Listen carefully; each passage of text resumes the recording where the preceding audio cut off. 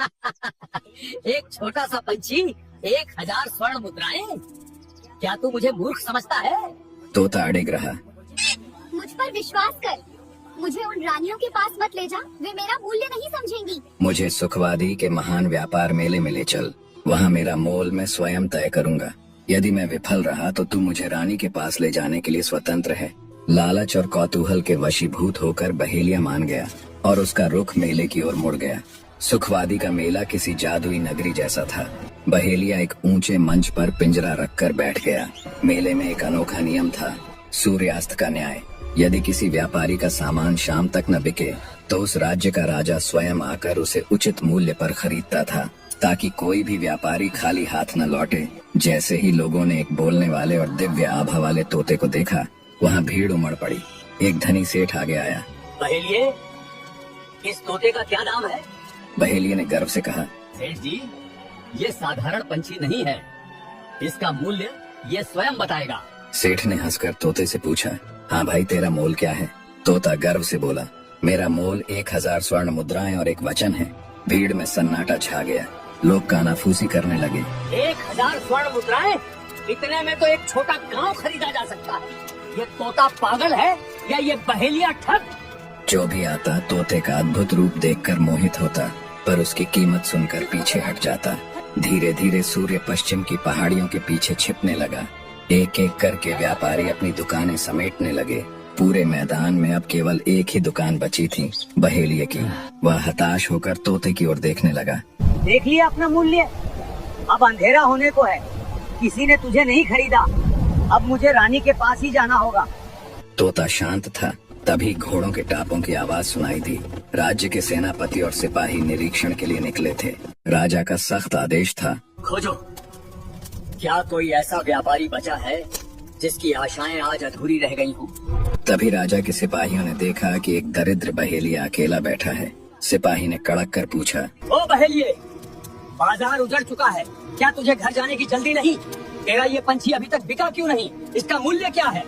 इससे पहले कि बहेलिया कुछ कहता, पिंजरे के भीतर से आवाज आई, सेनापति, मेरा मूल्य पूछने का साहस हर किसी के बस की बात नहीं। जो मुझे 1000 स्वर्ण मुद्राएं देगा वही मुझे यहाँ से ले जा सकेगा। सिपाही ठिठक गए। उन्होंने आज तक तोते को राम राम कहते सुना था, पर किसी पंछी को अपना मोल स्वयं तय करते पहली बार देखा था। सिपाही बदहवासी में राजमहल की ओर दौड़े। राजा अपने कक्ष में विश्राम कर रहे थे। तब सिपाही राजा से कहता है, महाराज, बाजार में एक ऐसा अद्भुत तोता आया है जो केवल बोलता ही नहीं बल्कि शास्त्रियों की भांति तर्क करता है। वह 1000 स्वर्ण मुद्राओं से कम में झुकने को तैयार नहीं। राजा ने आदेश दिया, रथ तैयार करो, हम स्वयं उस अद्भुत पंछी का मोल चुकाएंगे। रात के सन्नाटे को चीरते हुए राजा का भव्य रथ बाजार पहुंचा। मशालों के घेरे में राजा नीचे उतरे। बहेलिया थर थर कांपने लगा। उसने हाथ जोड़कर कहा, महाराज क्षमा करें, मैंने बहुत कोशिश की, पर इसकी कीमत सुनकर लोग उपहास उड़ाते हैं। ये अपना मूल्य स्वयं ही बताता है। राजा ने पूछा, हे शुकराज, क्या तुम सच में अपना मूल्य जानते हो? बताओ, इस राजा को तुम्हें पाने के लिए क्या देना होगा? तोते ने दृढ़ता से कहा, राजन, मेरा मूल्य आपकी प्रजा की नजरों में केवल 1000 सिक्के हो सकता है, पर आपके लिए मैं अनमोल हूँ। जो 1000 स्वर्ण मुद्राएं देगा वही मेरे विवेक का स्वामी होगा। राजा तोते की वाणी के तेज से मंत्रमुग्ध हो गए। उन्होंने अपने मंत्रियों को संकेत किया। क्षण भर में रेशमी थैलों से 1000 स्वर्ण मुद्राएं खनकती हुई बहेलिये की झोली में डाल दी गईं। राजा ने स्वयं अपने हाथों से पिंजरा उठाया और रथ पर सवार हुए। राजा के महल में उस तोते का आगमन किसी शुभ नक्षत्र के उदय जैसा था। वह केवल एक पक्षी नहीं बल्कि राजा के लिए चेतना का दर्पण बन गया था। राजकुमार तोता अपनी मनुष्य बुद्धि और पूर्व अनुभवों के आधार पर राजा को ऐसी कूटनीतिक सलाह देता कि अनुभवी मंत्री भी दांतों तले उंगली दबा लेते। जब कभी राज्य पर कोई अदृश्य संकट या शत्रु का षड्यंत्र मंडराता, तोता अपनी तीक्ष्ण दृष्टि से उसे भांप लेता और राजा को सचेत कर देता। राजा उसे अपनी संतान से भी अधिक स्नेह करने लगे। जब यह समाचार रानियों के कानों तक पहुंचा कि महाराज ने 1000 मुद्राओं में एक त्रिकालदर्शी तोता खरीदा है, तो उनकी उत्सुकता जाग उठी। उन्होंने राजा से हठ किया, स्वामी, इस अद्भुत पक्षी की चर्चा पूरे आर्यावर्त में है, क्या हम इसका सानिध्य नहीं पा सकते? राजा ने मुस्कुराते हुए वह तोता रानियों के महल भिजवा दिया। रानियां उसकी मीठी वाणी और ज्ञान से मंत्रमुग्ध हो गई। राजा की एक परम सुंदरी पुत्री थी। राजकुमारी रत्न प्रभा रानी ने उसे आदेश दिया, पुत्री, आज से इस दिव्य तोते की सेवा का उत्तरदायित्व तुम्हारा है। इसकी कोमलता का ध्यान रखना। अगली सुबह रत्न प्रभा तोते को लेकर शाही सरोवर पर पहुंची। वह अत्यंत कोमल हाथों से तोते के पंखों को गुलाब जल से नहला रही थी। अचानक उसकी उंगलियां तोते के मस्तक पर एक कठोर वस्तु से टकराईं। उसने ध्यान से देखा तो उसे सुनहरे पंखों के बीच एक काली और विचित्र सुई धंसी हुई दिखाई दी। राजकुमारी ने जैसे ही अपनी सुकुमार उंगलियों से उस कील को धीरे से बाहर खींचा, देखते ही देखते वह तोता गायब हो गया। उसकी जगह वहाँ एक अत्यंत तेजस्वी और सुंदर राजकुमार खड़ा था। रत्न प्रभा के हाथ से सोने का लोटा गिर गया। वह भय और विस्मय से थर-थर कांपने लगी। राजकुमार ने शांत स्वर में कहा, डरो मत राजकुमारी, मैं कोई प्रेत नहीं बल्कि नियति का मारा एक अभागा राजा हूँ। ये सुई ही मेरे अस्तित्व का रहस्य है। इसे पुनः मेरे मस्तक पर लगा दो, अन्यथा मेरी जान को खतरा है। शेष बातें मैं रात्रि के में बताऊंगा। राजकुमारी ने कांपते हाथों से कील वापस लगा दी और वह राजकुमार पुनः तोता बन गया। पूरी दोपहर रत्न प्रभा का मन व्याकुल रहा। रात को उसने तोते को अपने शयन कक्ष के एकांत में रखा और द्वार बंद कर लिए। जैसे ही उसने कील निकाली, राजकुमार प्रकट हुए। उस रात दिए की मध्यम रोशनी में राजकुमार ने अपनी पूरी दास्तान सुनाई। 7 रानियों का छल, वह तांत्रिक, काल सुई और गुरुदेव का वरदान। राजकुमारी, यदि तुम्हारी माता या पिता को ये पता चला तो रानियों के गुप्तचर मुझ तक पहुंच जाएंगे और इस बार मेरा अंत निश्चित होगा। क्या तुम इस अभागे की रक्षा करोगी? रत्न प्रभा की आंखों में करुणा के आंसू छलक आए। उसने राजकुमार का हाथ थाम लिया और वचन दिया, महाराज, आपके दुखों की कथा सुनकर मेरा हृदय फट रहा है। जब तक मेरे प्राण हैं, आपका यह रहस्य इस कमरे की दीवारों से बाहर नहीं जाएगा। अब एक अद्भुत सिलसिला शुरू हुआ। दिन के उजाले में वह एक साधारण तोता था जो राजकुमारी के कंधे पर बैठकर महल के बागों में घूमता। किंतु जैसे ही रात अपनी काली चादर फैलाती, रत्न प्रभा उस कील को निकाल देती। दोनों आधी रात तक बातें करते। राजकुमार उसे राजनीति, युद्ध और त्रिया चरित्र के पाठ सिखाते। धीरे धीरे वह करुणा प्रेम में बदल गई। इधर राजकुमार के अपने राज्य का दृश्य विभत्स था। रानियों के सिर पर खून सवार था। महल का प्रांगण मरे हुए तोतों के कोमल हरे पंखों से पट चुका था। हजारों निर्दोष पक्षियों की बलि दी जा चुकी थी। बड़ी रानी ने चीख कर कहा, वो पापी तांत्रिक, क्या उसकी विद्या झूठी है? हमने पूरा आकाश छान मारा, हर डाली देख ली, पर वह छल कपटी हाथ नहीं आया। भय और क्रोध से पागल होकर वे 6 रानियां फिर से उसी अंधकारमय वन की ओर गई, जहां वह मायावी साधु अपनी धूनी रमाए बैठा था। रानियां उसके चरणों में गिरकर विलाप करने लगीं। साधु ने अपनी अस्थि निर्मित पोटली में खोलकर देखा तो साधु ने कहा, मूर्खों, तुम यहाँ धूल छान रही हो और तुम्हारा शत्रु वहाँ सुखवादी के राजा के यहाँ अतिथि बना बैठा है। उस राजा का सबसे प्रिय और उस राजकुमारी के प्राणों का आधार बन चुका है। रानी ने कहा, महाराज का वह राज्य अभेद्य है, हम वहाँ सेना लेकर नहीं जा सकते। वह राजा परम शक्तिशाली और कला प्रेमी है, हम उसे कैसे मारेंगे? साधु ने अपनी सफेद दाढ़ी पर हाथ फेरते हुए एक राक्षसी योजना सुनाई। सुनो, तुम अपनी राजसी वेशभूषा त्याग दो। मैं तुम्हें ऐसी अद्भुत नृत्य कला सिखाऊंगा जिसे देख इंद्र की अप्सराएं भी लज्जित हो जाएं। हम एक घुमंतु नर्तक दल बनकर उस राजा के दरबार में जाएंगे। जब राजा तुम्हारे सौंदर्य और पदचाप के मोहपाश में बंध जाएगा और तुमसे वरदान मांगने को कहेगा, तब तुम स्वर्ण मुद्राएं नहीं बल्कि उस बोलने वाले तोते को मांग लेना। अगले कुछ दिनों तक उस वीरान जंगल में रानियों ने अपनी कोमलता को घातक प्रहार में बदला। साधु उन्हें नाचने की ऐसी मुद्राएं सिखाने लगा जो आंखों को मंत्र मुग्ध कर दें। उनके पैरों के घुंघरुओं की आवाज अब संगीत नहीं बल्कि काली नागिनों की फुफकार जैसी लगने लगी। समय का चक्र अपनी गति से घूमता रहा। एक दिन सुखवादी के राजा के दरबार में एक विचित्र दल पहुंचा। साधु ने एक तेजस्वी संगीत महर्षि का स्वांग रचा था और उसके पीछे घूंघट ओढ़े 6 नर्तकियां थीं। साधु ने कहा, महाराज, हम देश देशांतर से कला का अर्घ्य लेकर आए हैं। सुना है आपके दरबार में सरस्वती का वास, इसलिए हम अपनी नृत्य नाटिका आपके चरणों में समर्पित करना चाहते हैं। कला प्रेमी राजा का हृदय प्रफुल्लित हो उठा। उन्होंने सहर्ष अनुमति दे दी।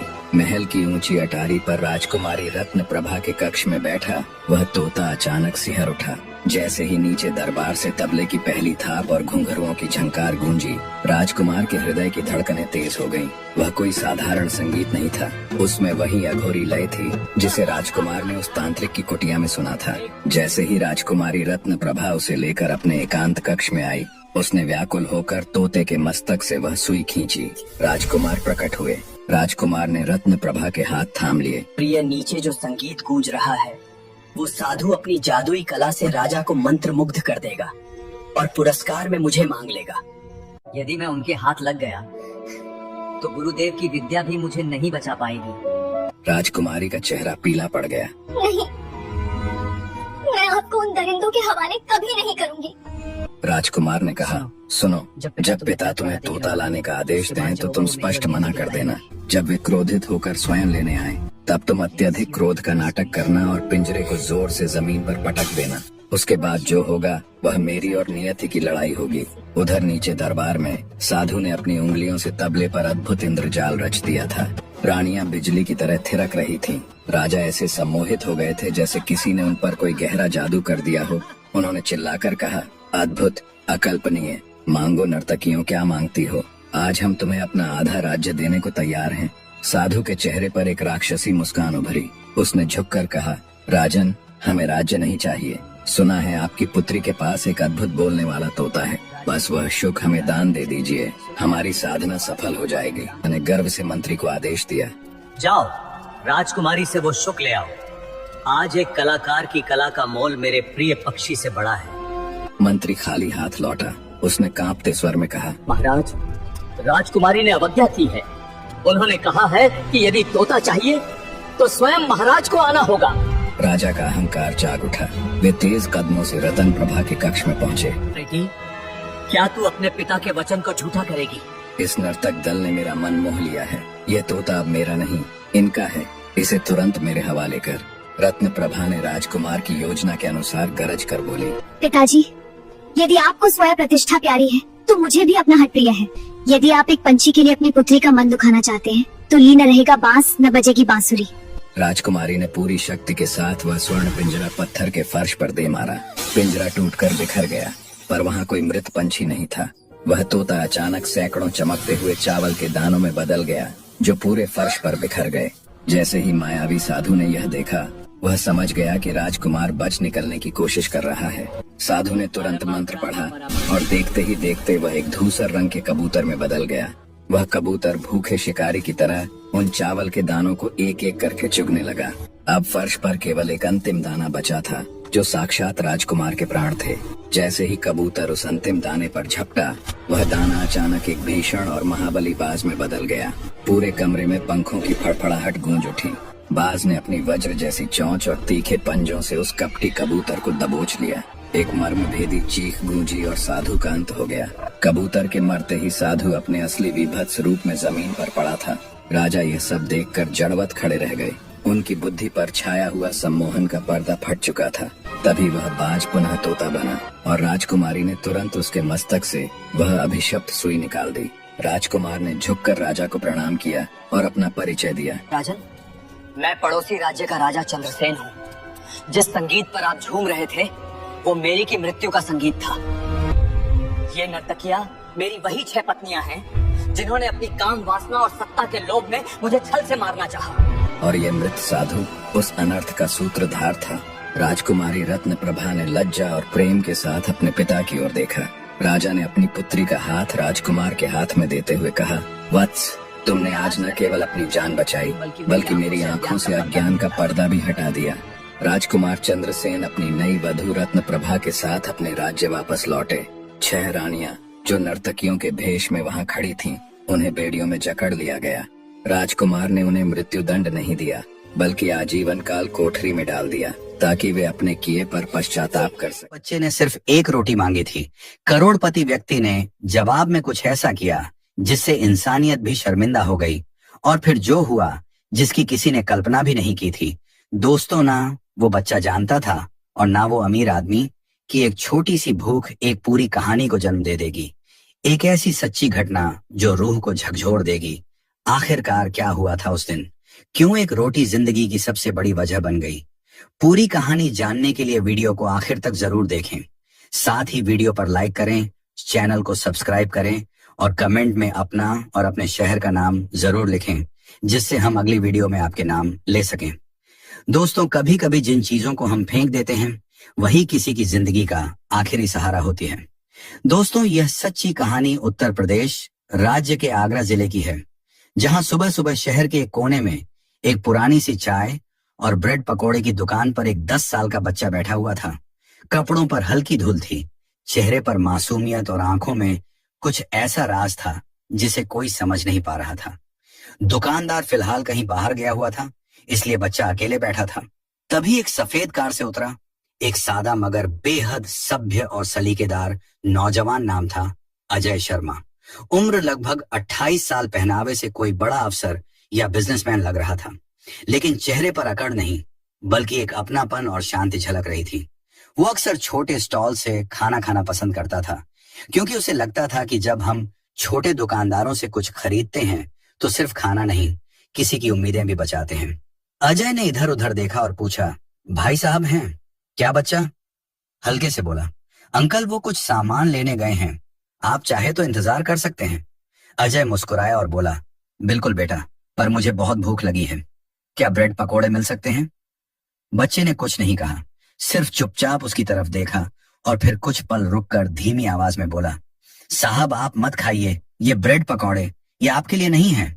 अजय यह सुनकर चौंक गया और हैरानी से उसकी तरफ देखने लगा और बोला, क्यों बेटा, इनमें कुछ गड़बड़ है क्या? बच्चा फिर कुछ नहीं बोला।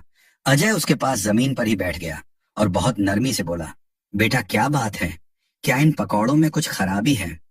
मुझे सच सच बताओ जो तुम मुझसे मना कर रहे हो। फिर बच्चे ने बड़ी मासूमियत से अपनी भीगी आंखें अजय की आंखों में डालकर कहा, नहीं साहब, खराब नहीं है, पर अगर आपने खा लिए तो आज मैं और मेरी छोटी बहन शायद भूखे ही सोएंगे। यह सुनते ही अजय जैसे सुन्न हो गया। उसका दिल एकदम से कांप उठा और बोला, बेटा तुम कौन हो? क्या यह दुकान तुम्हारे पापा की है? बच्चा थोड़ी देर चुप रहा, फिर बोला, नहीं अंकल, ये दुकान तो दीनदयाल अंकल की है। वह हमें रोज शाम को जो बच जाता है वह खाने को दे देते हैं। मेरे पापा अब कहीं काम नहीं करते। मम्मी को कैंसर था, वो 1 साल पहले चली गई। पापा मम्मी के जाने के बाद बहुत बदल गए हैं। अब ज्यादातर टाइम शराब पीते हैं और कई कई दिन घर ही नहीं आते। मैं और मेरी बहन पूजा बस ऐसे ही दिन काट रहे हैं। स्कूल भी छूट गया है, पर क्या करें, उसे भूख बहुत लगती है, छोटी है ना। इतना कहते कहते बच्चे की आवाज भर गई और उसकी आंखें पूरी तरह भीग गईं। अजय की आंखें भी अब नम हो चुकी थीं। उसने जेब से रुमाल निकाला और अपनी आंखें पोंछते हुए कहा, बेटा सबसे पहले तो यह ब्रेड पकौड़े तुम खाओ और तुम्हारी बहन को भी खाना चाहिए। दुकानदार आएगा तो मैं पैसे दे दूंगा। बच्चा मना करता रहा, नहीं साहब अंकल, वैसे ही हमें दे देते हैं, आप क्यों खर्च करोगे? लेकिन अजय जिद पर अड़ा रहा, बेटा भगवान ने मुझे इसी दिन के लिए थोड़ा ज्यादा दिया है ताकि मैं ऐसे बच्चों के लिए कुछ कर सकूं। इतने में वो लड़की भी आ गई, छोटी दुबली पतली सी, पांव में टूटी चप्पल, गले में एक पुरानी सी माला। नाम था पूजा। राजू ने मुस्कुराकर उसे ब्रेड पकौड़ा दिया जैसे कोई खजाना मिल गया हो। कुछ देर बाद दीनदयाल अंकल भी आ गए और सारा माजरा समझने पर जब उन्हें अजय की मंशा और बच्चों की हालत का पता चला तो वह खुद भी कुछ देर शांत खड़े रहे।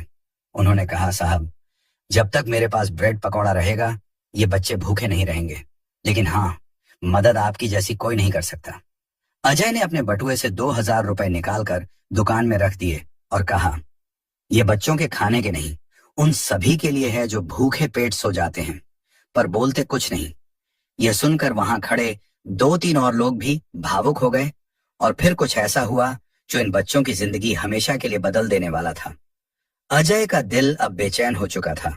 उस बच्चे की मासूमियत, उसकी भूख, उसकी आंखों की चुप्पी, सब कुछ उसे भीतर से झकझोर चुका था। उसने दीनदयाल जी से धीमे स्वर में कहा, क्या आप मुझे इन बच्चों के घर तक ले चल सकते हैं? दीनदयाल थोड़ा चौंके, बोले, साहब घर तो कहने को है, लेकिन आप चलिए मैं दिखा देता हूँ। तीनों, अजय, दीनदयाल और दोनों बच्चे धीरे धीरे उस तंग गली की ओर बढ़े जहां बच्चे रहा करते थे। सड़क की दोनों ओर झोपड़ियां थीं। उन्हीं के बीच एक टूटी सी झोपड़ी के सामने बच्चे रुके। अजय ने जब उस झोपड़ी के अंदर झांका तो उसके कदम जैसे जम गए। हो ना कोई बिस्तर, न ढंग की चादर, न बिजली, न पंखा, बस एक मिट्टी का चूल्हा और दीवार के सहारे टिक कर रखी हुई 2 खाली स्टील की प्लेटें। अजय को ऐसा लगा जैसे किसी ने उसका कलेजा निचोड़ दिया हो। वह एक पल को अंदर गया, हाथ से छू कर देखा। जमीन पर पड़ी एक बोरी ही बच्चों का बिस्तर थी और कुछ टूटी किताबें एक कोने में सिमटी पड़ी थीं। उसने खुद से कहा, अगर आज मैं चुप रहा तो मेरा इंसान होना अधूरा रह जाएगा। तभी बगल की झोपड़ी से एक वृद्ध महिला निकली, झुकी कमर, सफेद बाल और आंखों में ममता का समंदर। बोली, बाबूजी, आप इनके लिए आए हैं। मैं जानती हूँ इन बच्चों का क्या हाल है। इनकी माँ मेरी बहन जैसी थी। जब तक जिंदा थी सब कुछ ठीक था, लेकिन जब से ऊपर वाला उन्हें ले गया, ये बच्चे जैसे अनाथ हो गए हैं। इनका बाप अब शराब में डूब चुका है, कई बार रात भर आता ही नहीं। अजय ने उस वृद्ध महिला के हाथ पकड़कर कहा, अम्मा, क्या आप इन बच्चों की देखभाल कर सकती हैं? मैं आपको हर जरूरी मदद करूंगा। बस इतना भरोसा दिलाइए कि यह बच्चे अब भूखे न सोएं। अब अम्मा की आंखों से आंसू बहने लगे और हल्की आवाज में बोली, बेटा, बच्चों को पालने के लिए रिश्ता नहीं, ममता चाहिए होती है, और वो मेरे पास है। मैं इन बच्चों को अपने पोते पोती जैसा मान लूंगी। अजय ने जेब से 10,000 रुपए निकाले और अम्मा को दे दिए और कहा, अम्मा, ये कुछ शुरुआती मदद है। स्कूल की फीस, कपड़े, खाना, सब कुछ मैं देखूंगा।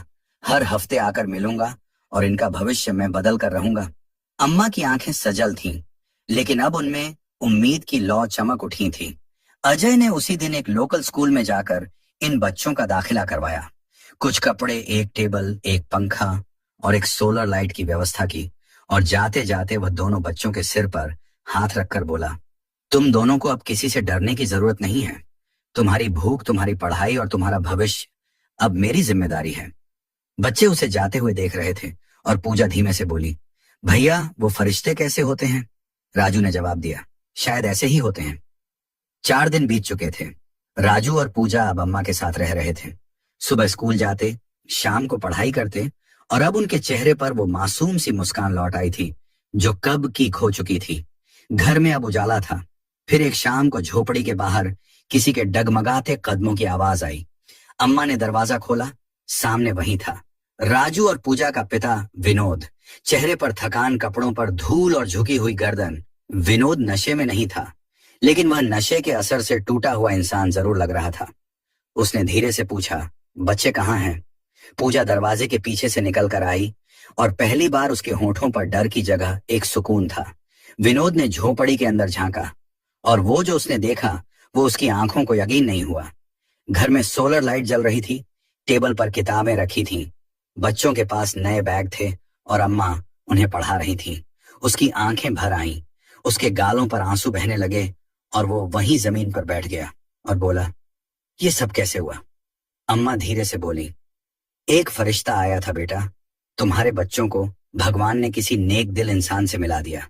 विनोद कुछ नहीं बोला, बस आंखें मूंद ली। फिर कांपती आवाज में बोला, मैंने बहुत बड़ी गलती की है अम्मा। पत्नी के जाने का दुख तो था, पर मैंने बच्चों से भी मुंह मोड़ लिया, शराब में सब कुछ डुबो दिया। क्या अब भी कुछ बचा है? सुधारने को अम्मा ने उसके कंधे पर हाथ रखा और कहा, जितनी जिंदगी बची है उतनी बहुत है। अगर तुम चाहो तो फिर से बाप बन सकते हो, सच्चा बाप। विनोद ने उसी पल एक वादा किया कि आज से वह शराब को हाथ नहीं लगाएगा और वह मजदूरी करेगा, ईमानदारी से कमाएगा और बच्चों को खुद संभालेगा। वो अगले दिन ही सुबह सवेरे पास के निर्माण स्थल पर काम ढूंढने निकल गया। काम मिला, पर मजदूरी थोड़ी थी, पर मेहनत सच्ची थी। हर रोज शाम को जब वो घर लौटता तो बच्चों के लिए कुछ ना कुछ जरूर लाता और कभी उनका होमवर्क देखता, कभी उनके पैरों की धूल साफ करता। वह फिर से पिता बनना सीख रहा था। 20 दिन बीत चुके थे। अब इन 20 दिनों में बहुत कुछ बदल चुका था। राजू और पूजा अब रोज स्कूल जाते थे।